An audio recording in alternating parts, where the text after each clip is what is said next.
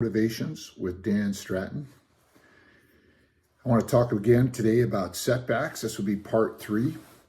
And I want to talk to you about it and how to make setbacks your friend, or how to turn setbacks into motivation, how to turn them into victories, and how to really not be afraid of them, to expect them, and then to move forward.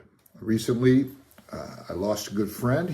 I didn't lose him. He's in heaven, but he died, Jerry Savelle, and he was a mentor to me, and he was a good friend to both Annie and I. He ministered at our church in New York City close to 30 times in 30 years. We've been friends since 1989, so that's 35 years, which is over half of my life. And he's just been a blessing to us. He's been there for us in lean times. He's been a great advisor when I've had difficulty with people, or I just didn't know which way to turn in terms of decisions, life decisions. And so he's been a real blessing to our family. He was there when Danielle was dedicated to the Lord in 1993. He did that dedication for us. And then he was there again for us in 2019, when Danielle married her husband, Stephen, and he did the service. Danielle wanted him to do the actual wedding ceremony for them, and he was there. He's a good friend, and he came and he ministered even in our smallest events down on the floor of the exchanges, Bible studies. Came down and loved to watch me trade back in the day, back in the 90s. Used to come and just go up to the visitors' observation deck and actually watch me. I didn't even know. He and my wife would be up there, and they'd watch me for half an hour trade at the end of the day, and they'd watch me trade the close, we called it. And it was something. But to lose someone like that, someone that was always in your corner, he wasn't in my life every day, but he was there just in my back pocket, like he was just always with me, so that when trouble came, I could call him if I wanted to call him. So how do I turn that around now? How do I turn that around? I've learned in my life that when something goes awry, if someone who's been carrying a lot of weight, impacting things, taking care of things, leaves, for whatever reason, on a job, on a team, in a group, or in life, that somebody else has to step up. And so, it's sometimes we kind of go through life depending on other people to do certain things that we never thought that we would have to do. We never thought that we would have to step up and become a stronger leader, a better example, a louder voice, more available, all those things.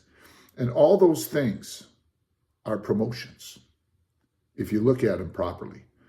I always say, I get to. I don't have to. I don't have anything that I have to do. I don't have to. I don't have to breathe. I don't have to eat. I don't have to sleep. I don't have to, but I need to. It would be a good idea if I did.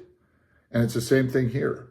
When somebody goes to heaven, there's a void that's left. And I'm not talking about moving into his job but I'm talking about in the realm of life, being there for others, being available to give advice, to be available, to be a listening ear, to be available, to be supportive, like he was. I am available in my sphere, but I want to be better at it. I want to be more available. I want to be wiser. I want to be stronger. And so when you see that void, rather than just being sad or grieving, take stock and step up. Last year, my dad died. He went home to be with Jesus. And he's in heaven also. I know he's born again and saved, and he's in heaven, which is wonderful. But I miss him. And in my family, there's a void. There's a void. And as the oldest son, his oldest son, the oldest kid, It's my job to make myself more available, to be more attentive, to be more supportive to my brothers and sisters. And so that's something that, they may not need, but I recognize it, this setback, his death, Jerry Savelle's death, I recognize it as an opportunity to up my game, to get stronger, to take more responsibility. And I suggest when you look at your life, a lot of times we have a tendency to suffer a loss and then we just kind of leave it in the loss column and we call it a loss. I learned a long time ago as a commodities trader in one area, as an athlete in another area, the quickest way to lose is to quit. You can lose in the first inning of a baseball game if you just stop trying. You can lose in the second quarter of a football game if you just give up. I've seen guys do it. As a commodities trader, if I had a bad trade on my first trade of the day at 9 o'clock, I'm down 10 grand at 9 o'clock. I still got all day to make that 10 grand back if I don't quit. And if I have a bad full day and I'm down 18 grand at the end of that first day, I got a whole week to turn that around and make it positive and make it stronger. So when you learn in life that setbacks don't defeat you, quitting defeats you. And when you start to see that setbacks are opportunities rather than something you just write off like that'll never be replaced. When my father died in last year, 2023, my grandson was almost a year old. So the loss of my dad hurt. It hurt. But I had my grandson, and the joy of my grandson filled my heart. And the fact is, my grandson's in my life almost every day. Where my dad, I'd go see him 3-4 times a year. He lives in Minnesota. I live in New Jersey. And he was in my life, in my thoughts, and in my DNA, and in my discipline, my work ethic, everything like that. But my grandson was now in my life. And it is something to remind yourself on a regular basis that winning, being successful, requires a mindset that when things don't go the way you want them to go, you really have to see it as an opportunity to get stronger, to step up. And so you think about things, right? You think about things, how can I do that? At the beginning of this year, my mantra is, or the one-liner that I'm supposed to take into prayer every morning, into my journaling time every day, into my thought life every day is, and this may seem awkward to you, but it's strong in me. How can I love you better? And that goes for the men that I work with in prison. That goes for the leaders I'm training in Cuba. That goes for the leaders I'm training in my church. That goes for the men and women that I'm mentoring in business. How can I do better for them? How can I listen better? How can I learn so that I know more, be wiser, learn about, opportunities, learn about resource supplies, learn about concepts and new technologies? How can I train to serve? Always looking for ways to see setbacks as opportunities to get stronger, opportunities to train. And you might imagine that when I have this mindset and I think about this and I teach the guys in prison, right? I teach the guys in prison, see your setbacks as opportunities to learn, as opportunities to grow. You've got a lot of downtime. You're sitting here in prison. Read a book. Read 10 books a week. Read your Bible. Begin to learn to write better. Write every day. Write every day. Send that writing to me. I'll read it. I'll get somebody to read it.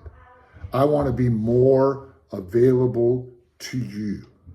So as I think about these things, and these guys are locked up, they got time.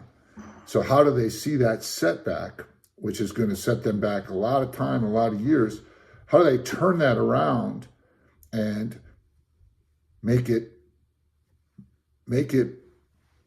cause them to grow, make it positive, make it edifying in some way? How can they use that obstacle? How can they use that adversity to really, really grow? And so it takes a lot. It takes a lot to make that decision. I think of David. You guys know David and Goliath, right? And David was the outcast son, right? And so he was given the dregs of the work, while his older brothers, he had a lot of them, I think he had 11 or 12 of them, they were all like soldiers, and they were in the dad's house, and they were highly valued, but not David. David was sent out to take care of the sheep. He was the youngest. He was the one that basically his dad threw away. And yet when David was out there, he took his responsibilities seriously. And while he was out there, he trained. He learned, he actually taught himself how to work a sling so well that he could hit a stump from 200 yards away with either hand. That's a lot of training. That's a lot of practice. To the point where he could take down a full-grown bear from 100 yards with a stone and a sling. Take down a full-grown lion. He's not out there wrestling with this lion and this bear. He's taking them down with the sling. Goliath wasn't the first giant animal he took down, because David took the setback of him being treated poorly by his own dad to train. And so I say that to you today. When the world rejects you, get better. I say this to my artistic types in New York that come to me for advice. When you get rejected for a part, when you don't get selected, get better. Train. Sing more. Study your craft more. Get to the gym. Get better looking. Eat better. Sleep better. Train. Because you're going to get your chance. You're going to get your chance. And I've learned in my life over and over and over again, very rarely was I the first pick. When I was a junior in high school, I wasn't the first pick for quarterback, but the varsity guy who was a senior went down. I got the job, and I started for 2 years, set some records, ended up going to Yale University, getting into college. But I wasn't the first pick. I was a defensive linebacker. I was starting on a linebacker. I was captain, but I wasn't the first pick for quarterback. And it's quarterback that got me into college. Same thing happened when I got to college. I had to switch positions to get on the starting lineup and to letter. So now I'm a receiver playing behind a guy who went to the pros and played for 10 years in the pros. So then all of a sudden he graduates, and now it's next man up. And I was the next man up. And in fact, there was a guy in front of me on that in my junior year, and he went down. And then I got the job, but I was ready. I had trained. I didn't sit there and see the fact that I was number 2 on the depth chart as a negative. I just knew that when my opportunity came, and it would, that I would be ready. I would be ready. Now, I'm telling you right now, opportunities are coming, and some of you have just experienced setbacks. You need to make that setback, you need to place it in your mind in a different place. Not as a negative, not as an opportunity to quit, but as an opportunity to get stronger. The Bible talks about if a door closes, God's going to open another one. And every now and then, God actually closes doors so that you don't go through the wrong door. Start seeing closed doors, rejection, as good, as I wasn't supposed to go that way. And just find another way to go. God has not given you the spirit of fear, but power, love, and a sound mind. God has not given you the spirit of fear, but power, love, and a sound mind. Setbacks, make them your friends. Begin to prepare and train and watch good things start coming your way on a regular basis. Watch good people start recognizing your resilience, start recognizing character in you. And as you're training, you'll start to up your game and your competence level will come up, and they'll start recognizing skill sets. And I always see it. You're going to see things clearer. You're going to be more efficient. You're going to be more productive. You're going to be more promotable, and you're going to grow. So I thank you for listening to Morning Motivations with Dan Stratton today. Hope you continue to tune in. If you have a question or you want to make a comment, just reach out to me. I'm looking forward to getting to know you. And we're here. We do a lot of training as a team. So if you'd like to become part of those teams and part of this network of people that are really growing, that are overcoming obstacles, that are doing those next smallest doable steps, that are living in a thankful place and realizing what we would do if we knew we would succeed. All right, buddy. If you've been on here today, reach out. I look forward to meeting you or reconnecting with you, whatever it is. God bless you. Have a good